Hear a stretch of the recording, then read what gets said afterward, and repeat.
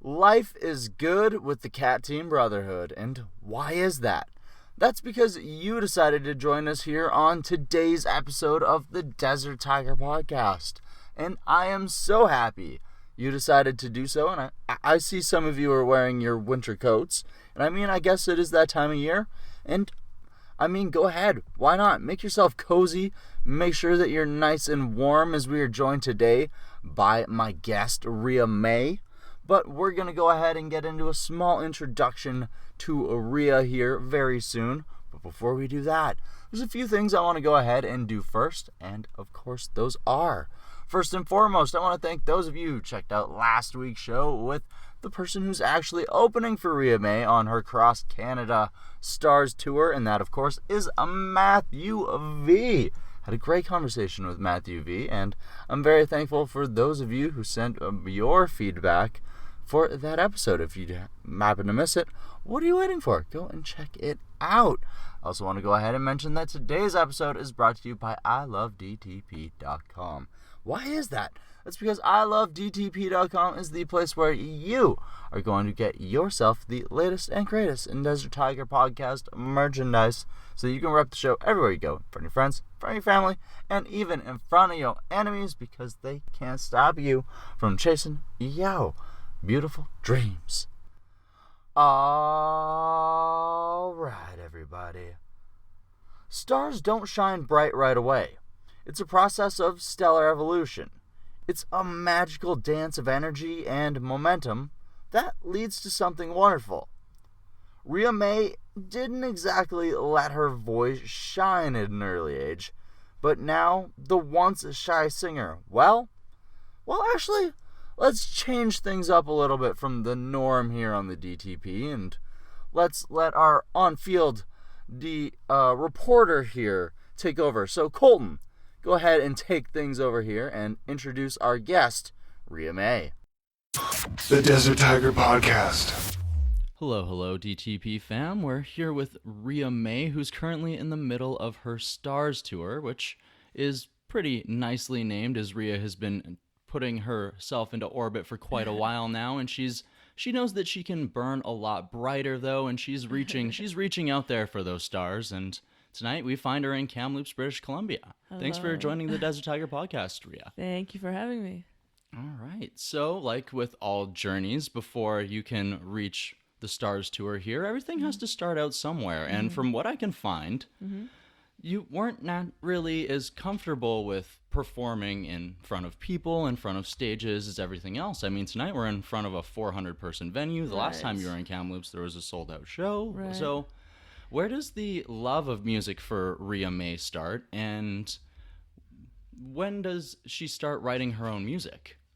Well, I've always loved music. Like, both my parents always had music in the house, and my mom was always dancing around and very performative, and I just always loved music, but I was sort of like the shy kid I have two siblings, and I think people would have guessed that one of my siblings would have been a performer and not myself. But I started writing at a very young age, but I didn't tell anybody for a year. I think 6-7 years I didn't tell anyone in my family that I was writing music. I don't know why. I'm just very private. And but the last I had stage fright, which sort of kept me from getting my start for a while. And then once I sort of jumped off, I just forced myself to keep facing my fears and my awkwardness and to keep going with it. And I'm super grateful, to be doing a tour like this. And I do have those little memories in my head of like, good thing I pushed myself, because I was painfully shy, and I still can be. But I'm really glad that I kind of pushed through that, because there is something better on the other side of that. Okay, so was starting out with writing your own music, was that just sort of something as like a therapy to help you with your shyness? Was that something to possibly try and push yourself? Yeah, I think maybe because I was so shy, I sort of had this like imaginary little world in my head where I was cool and I had a lot of, friends or something. I don't know. I did have a big imaginary life, and I think writing music was often, I would always imagine I'd have a manager being like, the song's pretty good, but it could be better. And I'm like, all right, I'll work on it tonight.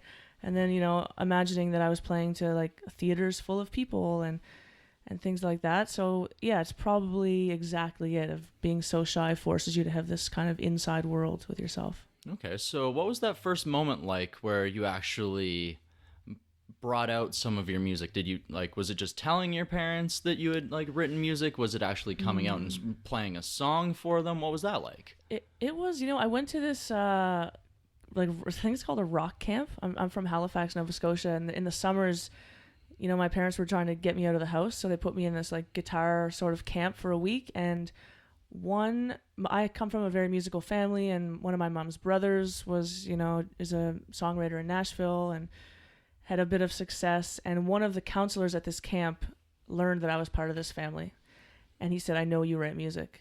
And I was like, "No, I hadn't told anybody." And he's like, "I know you write music if you're from the Trainer family." And I secretly showed him my demos. He sort of tricked me into playing one of my songs at the final concert for the families. And that's how my family found out that I wrote music. Wow. Yeah. So he just sort of had a feeling and from there just pushed. Yeah, he had a gut feeling. I'm so glad that he pushed me because I don't know if I would have done that on my own. Well, sometimes you just need those helping voices to realize and help guide you along. Totally. So from that rock and roll camp to self-financing your first releases and everything like that, that's a really big step to take the moment from, okay, I can write some music, to I actually want to pursue this as a career. So what is that decision like for you? It wasn't easy. I was working many jobs in Halifax and recording music, and it takes a long, I think it was $1,000 to record a track. So which is it's not easy to save up an extra 1,000 other than your personal expenses. So I was doing song for song, and I made a decision. I had about 4 or 5 songs from that self-titled album done. One of them was called Close Off. And I made a decision, instead of finishing my album, to put all the money on radio promo for Close Off. I just had a feeling it would do well. And it was a lot of luck. I tell people not even to do that same kind of risky thing that I did, because it was really risky, but it worked out for me. Someone from Sony heard that song on the radio on an alternative station, and then they were able to help me get it on pop radio. Oh, wow. So it was a series of sort of little lucky things, but it can be a really expensive business, and I see artists spend too much money in the wrong places, and then it just crushes them. They have debt and they have no success, maybe. It's just kind of one side of the sad story. And then there's another side of people who don't take any risks at all because they're like, oh, it might not work. And both, you want to be somewhere in the middle, and that's where I tried to be for in that situation. Well, especially when you're the one who's in charge of everything, and you may not necessarily have the most wide knowledge of the music industry. Exactly. It's hard to decide which avenue to invest in, especially when every dollar counts. Exactly. And at that stage, it's just kind of going on your gut feeling. And, sometimes it's wrong. I've definitely had a lot of feelings that were wrong, and luckily that one was not one of them. Yeah. So Close Off was done by Classified, correct? That's Another Maritimer. Yes. So how does that connection end up coming about? Well, for me, and I think Classified, and if you grow up in Halifax, he's the guy that made it, so everyone has this, I think he has a key to the city. He has when the mayors give people keys to the city and things like that, he is just our big famous success story. And so as soon as I felt like I got to a place with my own songwriting that was good enough, I really wanted to show him. I've been thinking about it for 2 years. I hope I can get to a place where I can send him something. And when I finally got to that place, I sent him a few songs, and Close Off was one of the little ideas that I had. I kind of made it on GarageBand, and it sounded pretty shitty, but similar sort of layout and idea. And he invited me to his place, and I was super nervous. Pulling up, I was sick to my stomach because I just wanted to make a good impression. And it turned into just a great working relationship. We worked for about a year to finish that self-titled album. Before Close Off and that, the music you had sort of been releasing had been more of a singer-songwriter style. You were still definitely a pop artist in ways, but it definitely more of a guitar and classical way. So was that part of the fear in going to Classified, was in taking on that new sound behind you? And what was the decision to embrace that new sound? That's an interesting question. You know what? I feel like the music I was making before Classified, it never quite felt like me. And so I feel like I knew that he could bring a sound to my songs that felt more like me, if that makes sense. And I think the nerves came from, I was I hope sending Classified these demos that he sees what I see. But no one can read my, like the vision I had for myself, which people can sort of see now because I'm releasing music at, you know, in a way that feels like me. But at the time, it's just in your head and you have no way to get it out there. So I just hoped that he saw what I did. And I think that was the important part. I sat with other producers, and some people thought I was, oh, I should be like adult contemporary, or some people thought I was folk or bluesy. And he was like, no, I get it. You like pop music, but you love hip hop music in the back of that. And yeah, like I felt like I felt very seen by him. And I think that's why it worked. Okay, and definitely possibly that hip hop element maybe also helped add to that bond you had with him. Yeah, totally. And I just loved every single song that he put out. So I had a lot of references. I'd be like, oh, you know, when you did this thing, like that'd be so cool for this. And a lot of the work that he had done with David Miles, who was like kind of like a singer-songwriter folk artist from in the Maritimes. I had just, I knew everything that Classified had touched or worked on, and I think it put us in a good place to really effectively communicate what we were both wanting out of this album. Oh, so you were already well versed in his catalog and already sort of had an idea in what you had hoped he might be able to possibly do for it. Okay. Yeah. So obviously, like you said, sometimes people have different visions for it, and sometimes they can add different things. So what did Classify add to your production and songwriting abilities that maybe you didn't realize you were capable of doing before? He was such like a muse for me. Like I wanted to impress him so much, and he would push me. He'd be very good at saying like, I don't think this is good enough. Or he'd be like, is this your chorus? And I'm like, yeah. He's like, I think you need to work on it. So he would never sort of put words in my mouth. He's I think he really respects lyrics as a rapper. So, you know, he didn't help with any of the lyrics, but he for sure told me when something was not strong enough, when it wasn't working. Before him, if you listen to any of my music before that album, I never had like post choruses or hooks after a chorus. He really pushed me to do that. Like we did a song called Ooh Love, and there's the part that after the chorus it goes, you're gonna miss me in the morning. He was like, that was out of tune, but he was like pushing. He was like, it needs something, I don't know what it is. And I must have written like 1,000 little pieces after that chorus, and finally when I did that one, he was like, that's the one. So like that helped me immensely, just to not give up on a song when it wasn't quite there. And it's crazy how just those little pieces to a song can just add so much, and just like finding the right words to help express the moment of what you're coming out of too, and just to help continue to make the lyrics just hit that much more. Totally. And he's someone who kind of, he has like a magnifying glass on every bar or every, you know, he doesn't put anything out unless he's happy with every single second of a song. And that really helped my, I guess, work ethic, and just helped the respect that I had for him as an artist. So he didn't really try and put his hands into things too much, but he definitely tried to help nurture and help grow what you already had naturally within you. Exactly. And it's such a gift. Like I'm so thankful for him for doing that. And just on the business side too, he just really kind of took me under his wing and was making sure that, you know, everyone in his circle, you know, knew what we were working on. And I think I ended up taking his booking agent. Like he was just trying to help me, because I had no one in my corner except for him at that time. Okay, so from that moment and releasing that first single, from being in control of everything, you signed with Sony, which is a major label. They already have so many different things in place. And as someone who, let's face it, like music is your child, and as someone who has been in control of every aspect of their music up until the moment that they sign with that major label, what was it like to sign with that label for you? What were they able to assist you with, and were you a little reluctant in some of the aspects that they were trying to help you? Yeah, you know, I definitely wasn't reluctant, because to me it felt like that my goal forever was to just be on radio. I never thought I would be on a major label, but I just had this, like, it's all I could think about for like my entire childhood. I had one goal: get on radio. I didn't even know if it was get on radio once, get on radio for a month. Like I just was on radio. That's all I wanted. And so the biggest thing when Sony called, Classified used to be on Sony, and he said, I have to tell you, they're the best label for artists, because they don't they're not involved in the art part. They just are involved in the marketing. And so that way I was like, okay, I still have control over me, but they were really instrumental at putting me on pop radio, whereas I was only on kind of like college radio and alternative before that, CBC. I'd never been on the big commercial radio until then.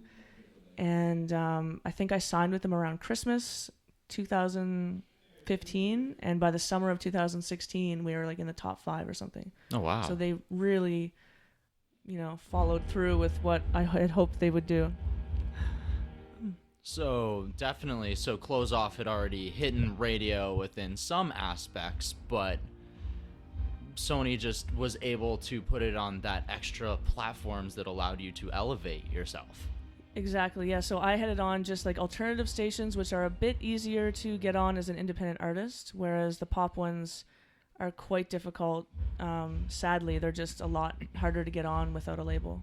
Well, and they're already working with so many different labels, and as an independent artist, they already have so many networks and everything else, and it's difficult to say, but it is a music business, and Yes. sometimes people like to go with who they already have relationships with or Totally. trust, and sometimes having that extra connection in between can definitely help. Totally. And that's what it was. Me coming from Halifax and having no connections in the, really in the industry, nationally and internationally, they just provided me with the right tools, meeting other producers and videographers, and just, I have a whole team of people now that I like, collaborators that I wouldn't have met if it wasn't for their bigger network. So yeah, for some artists, I know like big labels can be scary, and everyone's heard of those stories where people get like screwed over by them, but I think I've been pretty lucky so far, and I think a lot of that had to do with Classified being like, make sure you don't give them all your rights, or make sure you do, he really kind of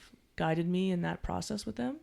It is challenging. Like, I do like the business part of it, but there's definitely days and meetings and situations that I find challenging with a label, but I mean, it's, not everything can be perfect every day is how I look at it. So the positives outweigh the negatives for me. Okay, so Classified really took you under his wing then. Yeah, and he's still in my life as someone when I just don't know what to do. Sometimes I'll ask him, like, what do you do, What does your business manager do this? Or, like, does your manager, just, like, little questions that it's hard to find the answer unless it's from another artist who's kind of been through it already. Yeah.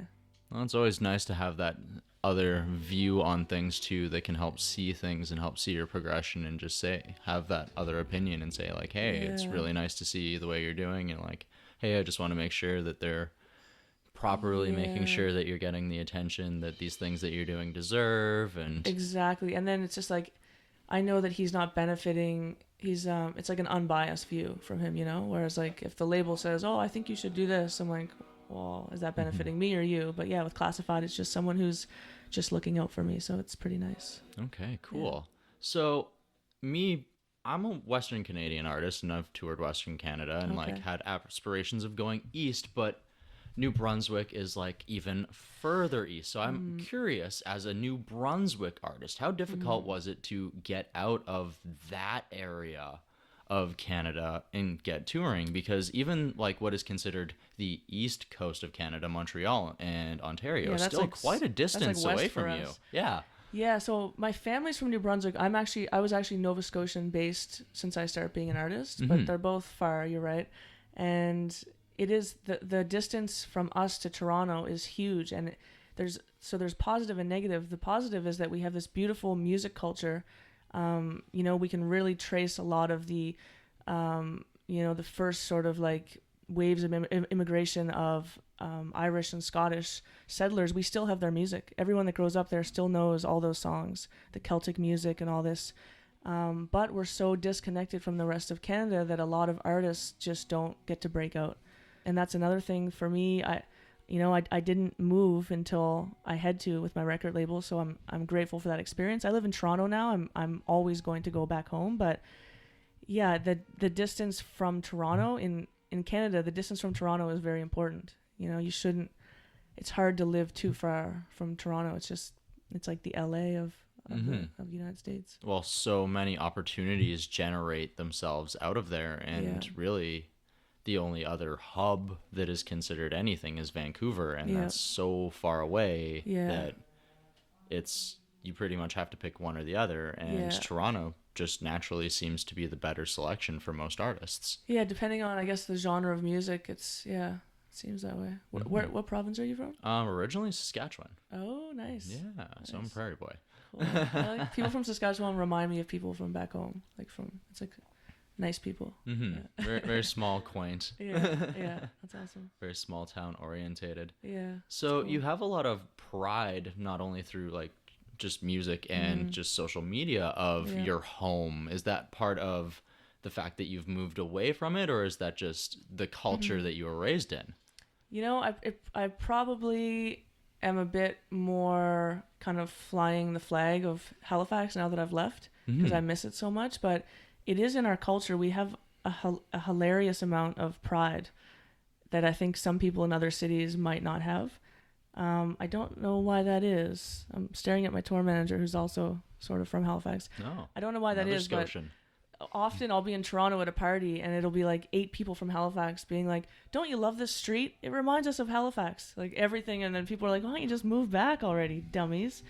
But I don't know. There's just, it's a very unique way of life there. It's just a different culture, and yeah, it's like Halifax is a city, but it just feels like you grew up in a nice tiny little town, and you have, everyone kind of grows up having a huge network and a bunch of friends, and everywhere else can seem a bit lonely, I think, after that. So I think it's in our hearts as like the Mecca. So even though it's still a city, it's one of those places that you still find yourself waving at everybody and still almost know everyone. And then once you get to somewhere like Toronto and absolutely nobody has that culture or association, and be like, "Why are you waving at me while you're driving?" Yeah, exactly. Yeah, we're always the weird ones in Toronto, like trying to talk to people. It's like, "You're crazy." Trying to make small talk, and they're like, "What? No, no, you're supposed to avoid me." Exactly. Yeah, avoid eye contact. Okay, so your first album was entirely produced by Classified, and you said it took over a year to do so. Yes. Was that because Classified was taking off as an artist, or was that also because of major labels also like plan very far ahead? So was that also falling into a release schedule? No, so most of the work on that album was done before labels even came into play. The reason it took so long was 2 reasons. One, I was paying by the song, so I had to pay Class before we did every song, which is, makes sense. So I had to save up the money, but also Inner Ninja, his big hit Inner Ninja, broke out that year. So we had about 3 songs done, and then he had to hit the road for like 6 months. So it was it was a combination of those 2 things.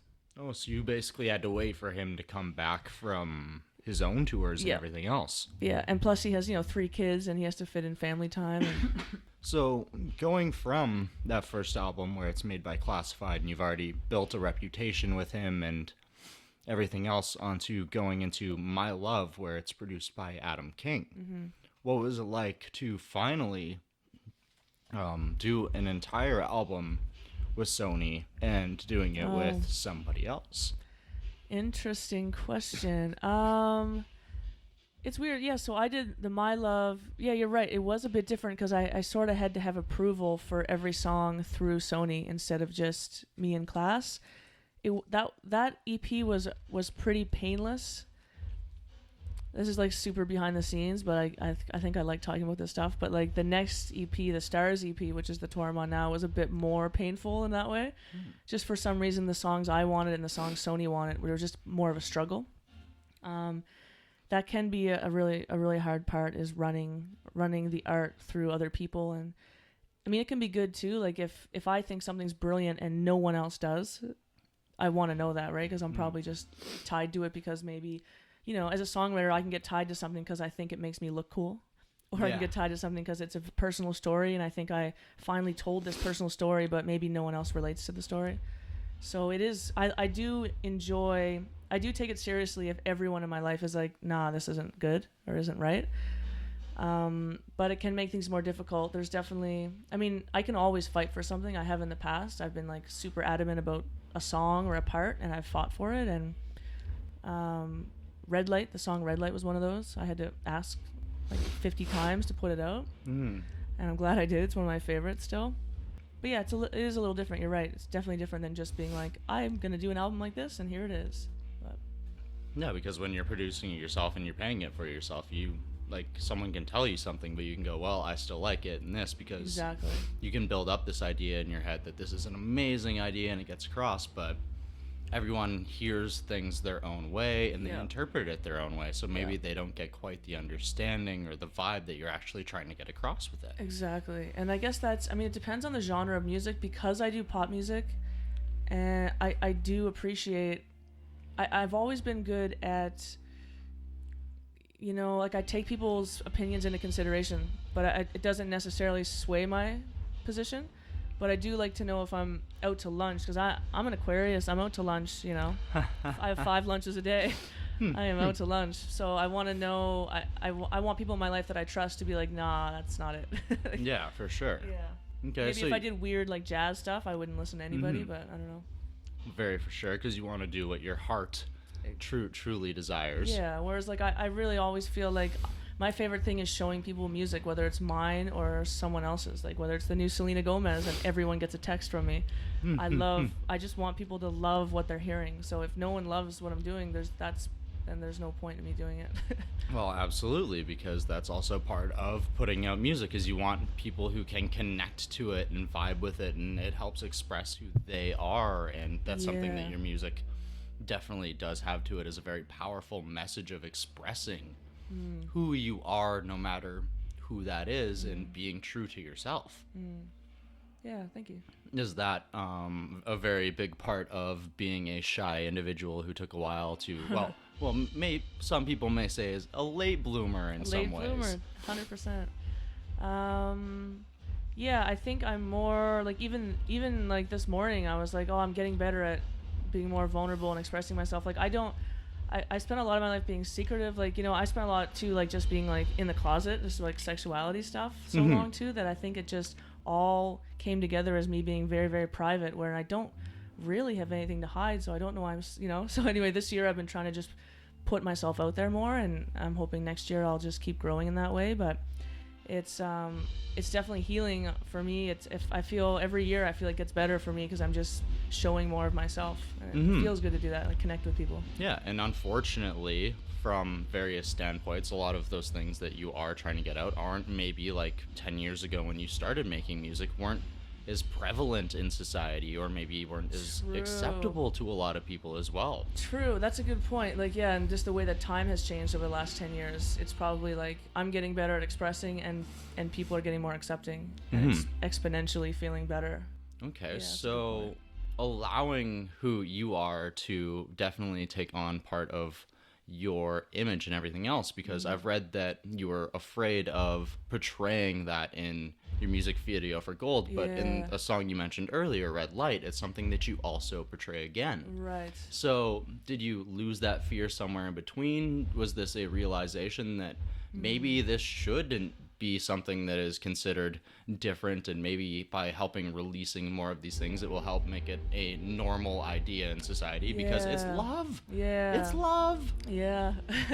That's sort of it. Like, I've always been a bit more brave with my music than in real life, like, for me, it's kind of like I was saying earlier, like, the first time I did an open mic, I was like, okay, I'm never going back to being too shy to do it. Because I would go to the open mic with my guitar, sit there, and then leave and not play over and over and over. And when I finally did it, I was like, I can't go back, because if I go back, I'll never get, on this side of fear. So I think with my music, I've done that too, of like, I don't want to hide anything, and I want to just, I'm just a bit braver with music and on stage and in what I release than in real life. And I think that's, it's like selfishly just really nice for my personality to feel like I'm getting dragged along to a better spot with my music. Well, and I'm sure it's also a lot more freeing as an individual to be able to express exactly who you are. Yeah, I can't imagine the alternative.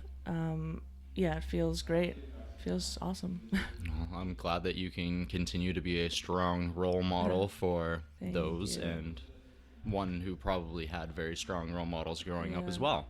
Yeah, thank you. One of those role models, or two of those role models, you actually got to work with in touring with, and even recording with one of the members of Tegan and Sarah. That's right. Yeah, Tegan and Sarah were huge role models for me. They were they sort of made being like, for me, they made like being gay cool. Like a lot of before that, I would see things in the media that I just felt like, well, that's embarrassing. Like everything's the butt of the joke. Like I don't want to be the butt of the joke. And for me, just seeing them, I was like, oh, they're making this feel cool. Like, oh, I want to be like them. I want to wear chucks and have like weird little mullets. Actually, I never wanted a mullet, but that is everything. And that is why like the gold video I want it to do. And because you can just see one image or one person that exists that's cool, and it can make your little thing. And it doesn't have to be sexuality. It can be anything. Like maybe you're like, oh, I feel like I have a weird nose, and then you see someone in Hollywood with your exact same nose, and suddenly you're like, I look awesome. Mm-hmm. You know what I mean? Like it just takes that representation. And yeah, they were huge for me in terms of that. I wanted to tour with them for a long time. I met them backstage at the Much Music Video Awards, and we just met for a couple minutes, had a lot of laughs, and they invited me on their European tour, and it was amazing. And I somehow roped Tegan into doing a song with me called Broken, and she kind of raps on it. I think it's so cool. It's pretty cool. It's cooler than those mullets. Most definitely. I still love it. It's still one of my favorite songs as well. And yeah, I'm really thankful for them. They've just been a huge part of me being confident in the way I am. Well, and it really definitely reconfirms your path as well with what you're doing, not only as an artist, but as an LGBTQ role model, an idol. Yeah, it feels, I mean, having that sort of stamp of approval from them meant a lot. Not only getting to tour with Tegan and Sarah, but also getting to collaborate with personal heroes of your own must have been an incredible opportunity. And, of course, I want to know, where do we go from there? And, of course, that is the Stars EP. I want to get into the process of the EP, what it was like for you, and you said it was one of the most difficult things that you ended up having to write lately. So I want to know exactly why was that, and we're going to get into that incredibly soon. But of course, we need to take care of a little bit of business before we go ahead and get there. So there's a few things I want to go ahead and talk about, and you guys already know what it is. First thing is first, that is ilovedtp.com. Why is that? That's because ilovedtp.com is where you are going to go ahead and get yourself decked up, swagged out, geared up, whatever you want to call it. It's where you're going to go ahead and find yourself the latest and greatest in Desert Tiger podcast gear so that you can rep the show every single place you go in front of, who is it? Your friends. Who is it? Your family. Who is it? Even your enemies, because screw those people that are your haters. They can't stop you from chasing your dreams. And you know we are all about chasing dreams here at the DTP, all about shining bright and beautiful like the star you are, just like Ria Mae knows that she can do. You know, we already talked about it earlier. And, of course, you know, during these mid-rolls, we usually like to play a song, but instead, this time around, I think I want to do something a little bit different, because I think just playing a song, it just isn't going to do it justice right now. It's just too good. I think I want to give a little bit of a time here, a little bit of a pause, so that you can go and listen to the Stars EP, and for yourself, the whole thing. Why not? Why not? Give it a spin. We'll be here when you get back. You can find it. We live in a technological age of streaming services. I'm pretty sure it's on YouTube. You can find it. Give it a listen. We will be back when you get here. Don't worry. I'll time you.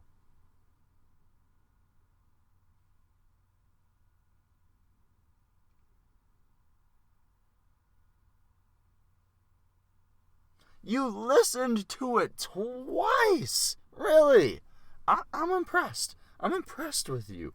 But you know what? I shouldn't be surprised, because the Stars EP is just that incredible.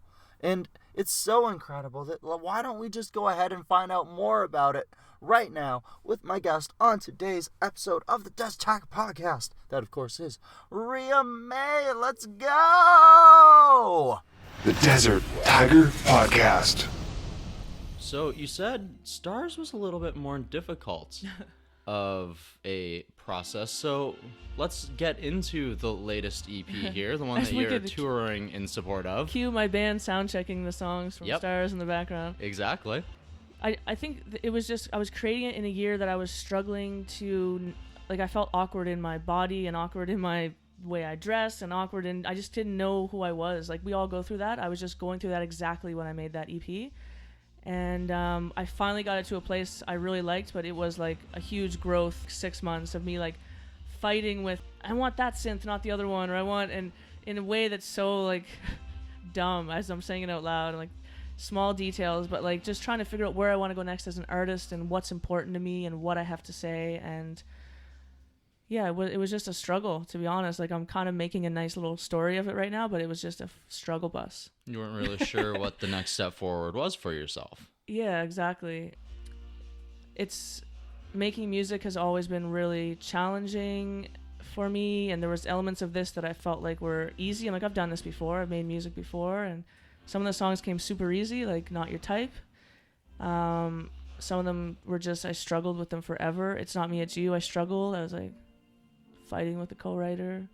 It's just like struggles, but I got, just the difference between the My Love EP, which came out in like 5 seconds, and then the Stars EP. But I love them both the same. But anyway, it was a struggle bus. Sometimes those struggles have to come, and sometimes those add fuel to the fire for the music as well, though. Yeah, it can't always be easy. And the thing is, I don't love confrontation. So when it's really, if people have different ideas than me, it takes a lot for me to say, like, that's not what I want to do. Like, in any other situation, like, if I'm going to lunch with someone and they want to have pizza and I hate pizza, I'll just have pizza. Like, I don't really care about anything. But with art, I can't let someone pull my ideas away from me. So, yeah, I think it was growth at the end of the day, just, like, having to really stand up for what I wanted and just have some difficult conversations with people. And, yeah. Anyway, I'm happy with how it turned out. So the album helped you go through those moments of finding exactly what you wanted to step to next, now that you had been a platinum artist and everything else. And where do you go from there, right?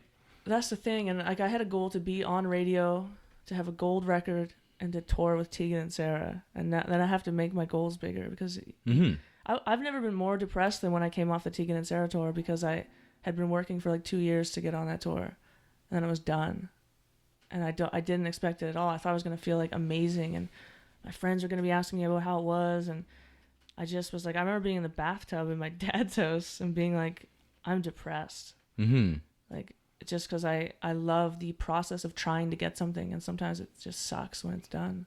Yeah, to go from such a high and then not know what the next hurdle is that you need to leap over. Yeah. Wow.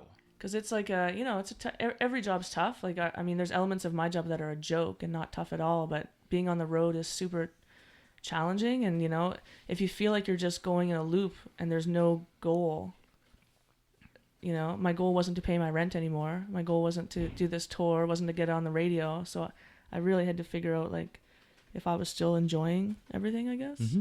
I am now. Like, this is the happiest I've ever been on a tour. Well, I'm really glad to hear that. My band's really glad for it, too. So what does that bar look like for you now? What is the hurdle? It's now I'm really focused on, I want to be as healthy as I can be. I got in some habits. I've never been down the road of like alcoholism, but I love wine, and it just doesn't love me back. And so I was drinking wine, and just would have like a nightcap every night and just feel like shit the next day. So just trying to be healthy. I want to take this show to the next level. Like, I really want to just, I felt like I had to play catch up the last few years and be good enough. And now I want to be better. I want it to be amazing.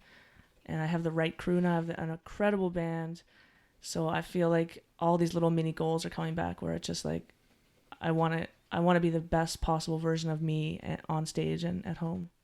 So truly reaching for the stars now and trying to burn as bright as you possibly can. Yes, yeah, absolutely. All right, I like that. Yeah. I like that very much. So part of bringing forward the best possible stage presence and everything else that you can do is part of the live show and the people that help bring you along with it. You tour with a live band, and sometimes touring with different individuals and everything else can be a little bit difficult. So is there a specific thing that you were looking for in creating your band, and what does your band bring to the table for you? And My band brings the table. yeah. My band builds the table. Yeah, you know, there's two guys in my band right now. They look very similar because they have beautiful long hair, and they're the same height, I think. They kind of look like brothers. But Chris, I met first, and I just had a gut feeling. I didn't even know that. I thought he played keyboard. Apparently he played bass. Like, I just hired him before I even knew his music ability. I loved his energy and his smile and just his kindness. And I still don't know why. There was no way I could have known how amazing he is. Right, Jan? Who could have guessed Chris was that amazing? I just a gut feeling. I was like, can you play with my band? I literally said, I need a keyboard player. And he went, I don't play keyboard. And I was like, you're hired. And he found Jeff, my drummer, who also, one of the things that people compliment us on a lot is our visuals and our lighting. And Jeff does all this lighting. He's just a genius. Touring with them has been a lot easier. It's very collaborative. It just feels like the three of us create the show, which I love. And yeah, we have a 3-person band and a 3-person crew. It's pretty small, but it's, I'm looking at 2 people just working right now. They don't ever stop working. Some people have to be like, work harder. And I have to be like, take a break, take a coffee break. But I think I'm really attracted to people that love what they do. And I've always said my only skill is picking good people. I used to be in construction management. Oh. I didn't even know how to hammer a nail, but I knew who was the best drywaller, and I knew who was the best roofer.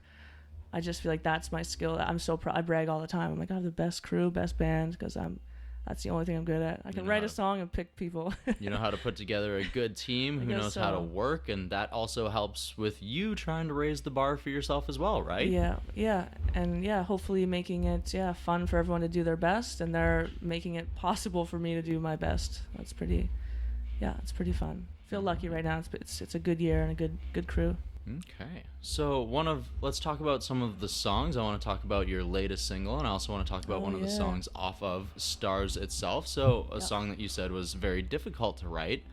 It's Not Me, It's You is definitely a song of coming to terms and realizing that maybe you weren't the problem with something, and that maybe you need to accept that maybe you are a good person and everything else. So take me a little bit of depth into that one, please. That song, I love playing that song because I can always feel in the audience who like really needed to hear that song.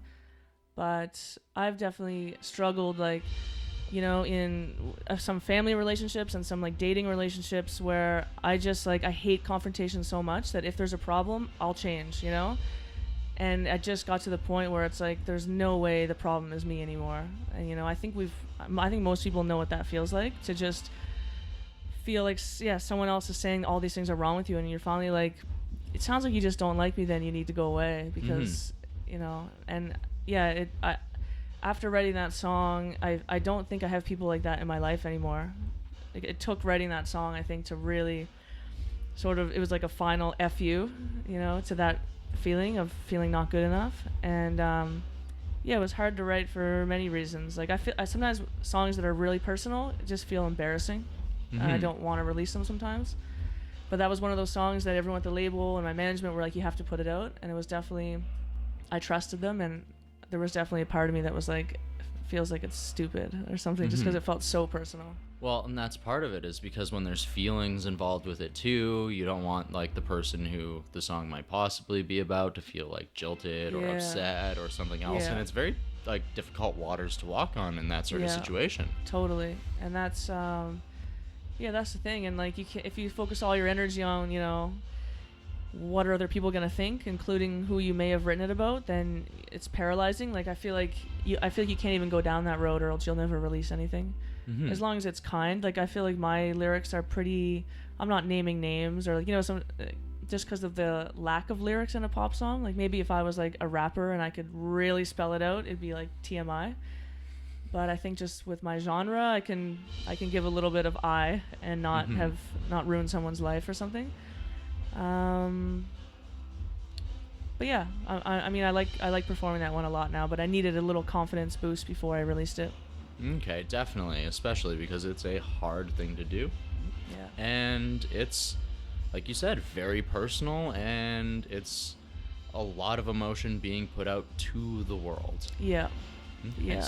And then flipping the coin, we go to your latest single, something that's not actually on Stars. That's right. Too Close. Yes. So, like, personally, I get the feeling that the song is that electric moment, that energy you feel when you're just near someone and you can feel that there should be something more, there could be something more, but you just don't want to say something to ruin the moment. Am I getting that right? Or what is this from your point of view? It's elements of that, but it's so funny so Dan Talevsky and I, who wrote the song together, we were just talking. I don't know how we got on this train about exes, and we were talking about that thing when you can tell that someone, I guess that those electric relationships, but you can sort of tell that an ex still likes you. And we both had this situation where we had our favorite bar. The person we were dating at the time hated the bar, and then after the breakup they would show up. But it was, so they're obviously showing up to see you because they clearly hate the bar. That was sort of the conversation that led into writing this song. But yeah, it's about two people that as soon as they see each other, they know they're going to connect again. They can't, there's maybe a bad boundary. If you see them and you're drinking, you're going to go home with them. And we just wanted to write like a cute little script. Like, we love those kind of like boy-girl duets from the early 2000s, like that tell a little story. And so we kind of wrote it like a script instead of like a song, like a little conversation back and forth, based on just the same, I don't know if we dated the same person or what, but just like we had the exact same memory of just like an ex that kept showing up at this spot. We're like, I guess we're going home with them. Yeah. Well, it's hard to avoid those situations, right? Because the person shows up and suddenly you go through all the good memories you had with them, maybe. The bad ones are gone, the good ones are still there. So yeah, especially in a small town, like I think that's a small town thing because there's only like one or two bars to go to. Very true. Kind of very hard to avoid someone when there's only one grocery store. Exactly. And maybe if we grew up in Toronto, Too Close never would have been written, but we grew up in small towns, so. Okay, so Dan is also from a small town environment as well. Oh, he's from a very small town in Ontario. I forget what it is, but it's like tiny, like 1,000 people or something. Okay. So he definitely knows what Too Close is like. Okay. Yeah. Nice. So let's talk a little bit about the music video for that. Also playing very with that back and forth element with not only the black and white lighting, but the way that it portrays both bodies and silhouettes and back and forth and everything else. So funny. Me and Dan both said to the label, like, our only rule is we don't want to be in the video. We just kept saying that. And then someone sent me this photography page. This guy, his handle is Visual Base, but his name is Tobias Wang. And I looked at his Instagram, and he has these silhouette photos, like the color, and we were like, oh my God. And we sent him a message, and we're like, do you direct videos? He was like, no. I was like, would you? So we asked him, we were like, just take whatever you're doing photography-wise and make a video out of it. And he was like, well, will you guys be in it? And we're like, yep. We just don't want to be in the video. And they're like, okay, now we do. But we're a big fan of his work and just sort of we just said, tell us what to do. Like, we just want this as the video. And it just worked perfectly. He totally got it. He got like the elements of the song that you and I were just talking about, and the silhouettes of like, they kind of bring you in because you need to look really close to see the expression on someone's face. And it's that thing, like once you're in close again, you're hooked. And I think it just worked with the song perfectly. It's my favorite video that I've ever had, so I love it. Yeah. Once you catch that glisten of someone's eye, right? Yeah, you're like, I'm back again. Damn it. All right, so I've been following your social media a little bit coming up here, so I have to ask. You're very adamant about bed sheets being tucked in. Yes, tucked out, untucked. Yes, untucked. Yeah, I hate when hotels tuck their bed sheets in. I don't know how other people sleep that way. Just feel trapped? I feel trapped. I feel like my feet don't work. They have to go sideways or something. I was just in Victoria, and the promoter called the hotel and got them to untuck my hotel sheets for me. It's still the best thing that's ever happened to me on tour. Yeah, but I stay in hotels, maybe a third of the nights of the year. Like, I stay in a lot of hotels. So it's just that one annoying thing that I come in, I turn the lamp on, I unpack the suitcase, and I'm like, ugh, and I unpull and some are harder than others. Okay. Yeah, important topics. Very I'm important like topics. really into it. Yeah. Hey, sometimes these are the things that keep you sane on the road, right? Exactly. Knowing that the people care about the little things. Exactly. Feels nice. Like it feels like you're at home with a good friend who's untucking your sheets for you. Yeah. All right, so with the release of Too Close, does that mean that there's a 2020 release on the horizon, or is that just a standalone single? It's just sort of a standalone. I have some more songs coming out, but I don't know if they're gonna be in an album. Okay. I think I'm just gonna. Yeah, I have a few songs that I think are just gonna be standalones for the next little while. I think. All right, Yeah. awesome. Or there'll be a surprise album. Okay, awesome. Yeah. So before I ask my last question of our conversation today, where can the listeners of the podcast find out more about Ria Mae? I'm on Instagram a lot. Ria is awake is my handle. Or, Facebook. I just joined TikTok. I don't know. It's not going very well so far, but I'm going to put more work into that. So follow me on TikTok. But Instagram really is like, I check my DMs on Instagram and I, go back and forth with people there. So that's definitely the place to find me. Okay, all right. Yeah. So, last question. As someone who releases music that's very much about finding your voice and finding the strength to sing, to carry that voice as far as you possibly can, and someone who was very shy at the beginning of things, say someone who's listening to this podcast is maybe stuck in that situation and is maybe a little afraid. Whatever situation it may be, why they're afraid, Right. who knows, right? Everyone Right. has its own reason. It's all founded. Right. What could you possibly share with that individual to help them through that moment to gain the bravery to take those steps forward? I think I would say, it's just practice. There's no way to practice being brave unless you're doing the thing that makes you nervous. And it just is going to take, I think it was 50 or 60 shows or open mics before I wasn't sick to my stomach with nerves. I still get nervous, but I think anything you do, even if it's for me, I'm working on confrontation with people. You don't get good at it until you do it a bunch, so you can't avoid it. So I think it's the only way through is a lot of people will think oh, I'm just not naturally good at this, but you can work through it and practice on it and become more confident in whatever you're doing. All right, fantastic. Yeah. Well, thank you very much, Ria, Thank for you joining very me much. here today. Awesome, thank you. All right, well, I'll let you get to your sound check here, and Yes. I'm also very excited to catch your set later on this evening. Awesome, thanks. See you then. Thank you. And of course, if you're one of our East Coast Canadian listeners, you just might happen to be in luck, because of course, Ria Mae happens to be on tour in support of her Stars EP right now. If you're listening to this episode the day that it dropped, of course that being the 28th of November 2019, you can catch Ria this evening in Toronto, Ontario. The rest of the Stars tour, of course, maps out like this. On the 29th of November 2019, it is London, Ontario. The 30th, they are making their way to Ottawa. And then in December, on the 4th, her Merry Band of Misfits is making its way to St. Catharines. On the 5th, it is Waterloo. The 6th, Kingston. And on the 7th of December, they are making their way on over to Quebec for Montreal. But of course, maybe you're not listening to this episode. Maybe you took a couple of days to tune in, and maybe you missed these tour dates. Or maybe you happen to be one of her listeners over in the Maritimes in Nova Scotia, New Brunswick, maybe even PEI. Well, you just may happen to be in luck because in March, Ria is going to be hitting these towns on these dates. March 6th, Windsor, Nova Scotia. The 7th, Yarmouth. The 8th, Margarettsville. The 11th, we're going to New Brunswick for Fredericton. Then she's going to Moncton.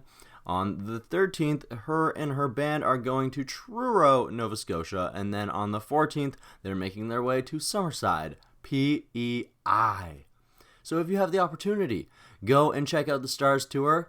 Of course, you know that you have the chance to go and check out her amazing music videos and her amazing music right now on whatever device you happen to be listening to this episode on.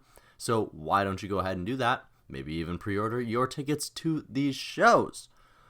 I also want to go ahead and take a moment to thank a few people involved with this episode, of Ria being one of them. I also want to take a moment to thank Ainsley, Jen, and Kat for their involvement with this show. Ainsley helped hook things up. Jen being the TM behind the scenes, an incredible one at that. If you have the opportunity, you should definitely look up Jen O'Shea and possibly even consider hiring her if you are a touring musician. And of course, you should also consider hiring Kat as well. She was the tour photographer and she does amazing work. All right, last but not least, I need to thank you, the listeners of the Desert Tiger podcast, for tuning in to today's episode of the DTP. Thank you very much. If you are new to the podcast, maybe you want to go ahead and consider following or subscribing to the show on whatever service you listen to. Maybe you want to go ahead and give us a 5-star review, as that helps the show chart, which helps us get new listeners, which helps us get bigger and better guests. It's a beautiful win-win situation for both of us. And of course, maybe if you liked this episode enough, maybe you want to go ahead and share it with your friends, your family, maybe somebody you think would enjoy the episode, the story of Ria Mae. Either way, I would be extremely ecstatic if you decided to do so, and heck, maybe even tag the Desert Tiger podcast while you do so as well, so that we can show you some love that you so deserve for your efforts. This is usually about the part of the episode where I tell you guys who's going to be on the Desert Tiger podcast next week, but I think I'm actually going to leave this as a cliffhanger because I haven't decided who I'm going to have as my guest, and I might actually do something a little bit different this weekend, a little bit special. So yeah, you're definitely going to want to tune in for that, I think. We'll catch you next week on the podcast. Until then, stay beautiful, stay wonderful, stay hungry. Go out there, chase your dreams, be a star. Shine bright. Bye-bye.